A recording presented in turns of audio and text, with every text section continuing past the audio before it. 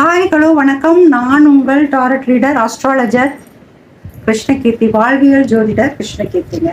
நாம இப்ப இந்த பதிவில் என்ன பார்க்க போறோம் அப்படின்னா, தாயத்தை பத்தின. இந்த தாயத்து நமக்கு தெரியாத விஷயம் இல்லைங்க. நம்மளோட தொப்புள் கொடியை தாயத்துல போட்டு கொடுப்பாங்க நம்ம குழந்தைங்களுக்கு. நமக்கு நம்ம அம்மாவோட தொப்புள் கொடியை போட்டு கொடுப்பாங்க. அது ஏன் பத்திரப்படுத்துதல், அது ஒரு கவசம், அது தேவை அப்படின்னு பண்றாங்க.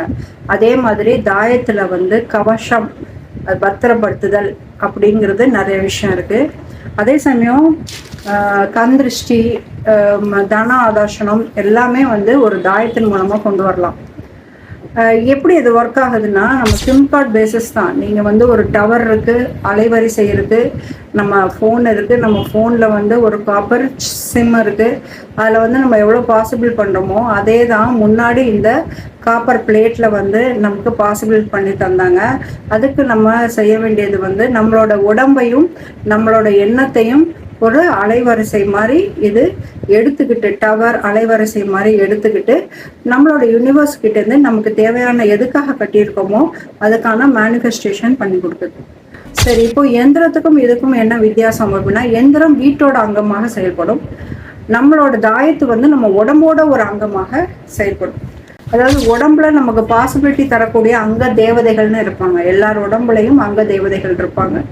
எல்லார் உடம்புலையும் இறைசக்தின்னு ஒன்று இருக்கும். அந்த இறைசக்தியையும் யூனிவர்ஸோட அலைவரிசையும் கரெக்டாக பயன்படுத்தி நமக்கு தேவையான ஒரு விஷயத்தை பிரபஞ்சத்திடமிருந்து பெற்று தருவதற்காகத்தான் இடுப்பில் கட்டுறோம். இடுப்பில் ஒரு சூடு எப்போவுமே இருக்கும். அந்த இடுப்பு சூடில் அது வைப்ரேஷனில் நம்ம உடம்புல ஒர்க் ஆகும். ஓகே, இது ஒன்னே ஒன்று நீங்கள் கழுத்துலையோ இல்லை இந்த கையிலையோ கட்டிக்கலாம். அது கந்திருஷ்டி தாயத்து. மற்ற எல்லாமே நீங்கள் இடுப்பில் கட்டினா தான் எஃபெக்ட். ஓகே, இப்போ நாங்கள் என்னென்ன வச்சுருக்கோம் அப்படின்னா, கந்திருஷ்டி தாயத்து, ஏவல் பில்லி சூன்யம், மனநோய் எஃபர்ட், அதாவது மனம் பிறலாமைன்னு சொல்லுவாங்க.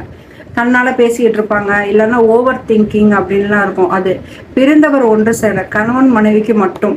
தன ஆதாசனம், தொழில் ஆதாசனம், சர்வதோஷ நிவர்த்தி, பாதுகாப்பு கவசம், நிலம் வர, சொந்த நிலம், வீடு, சுகபோகம் வர.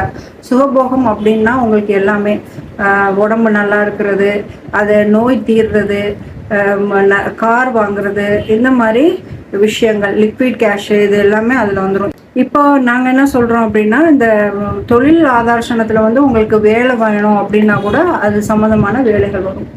இதை நீங்கள் வாங்கிக்கலாம். இதில் கந்திருஷ்டி மட்டும் நாங்கள் 800 போட்டிருக்கோம். மற்றதெல்லாம் நீங்கள் பர்சனலாக கேட்டுக்கலாம். தேங்க்யூ.